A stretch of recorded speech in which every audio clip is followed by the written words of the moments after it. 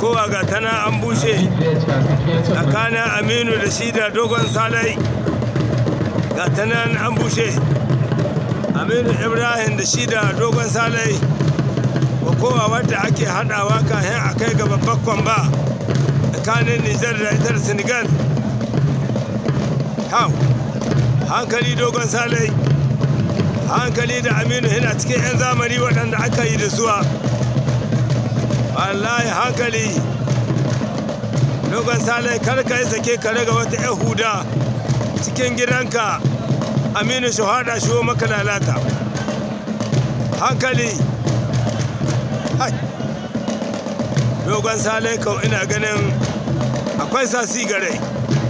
Wallahi yana da sasi in dai ba motar ababu ba. Kamar kalla ya kai mai sasi. Wallahi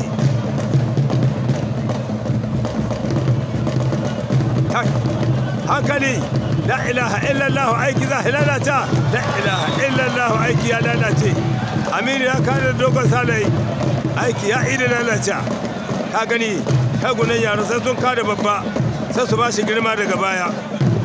Da Allah shi wai an duka wurin gaisuwa, girman gana baya an yi lalata. Guna kai waɗanga yara suna da shagiyar lalata mana, sai sun ɗibga tsoho ga ƙasa sa'annan su ba shi girma. Wallahi Dogon Salai an kwanta, aiki ya lalace. Kai banga shi hakali ga wa'yan Senegal can a bar wannan wargi fa, ga hama su rawancan, ga waɗanda an da rawancan. Aminu ai hankali ga kusan suna cin kanka. Kar ka jayo maka rikici.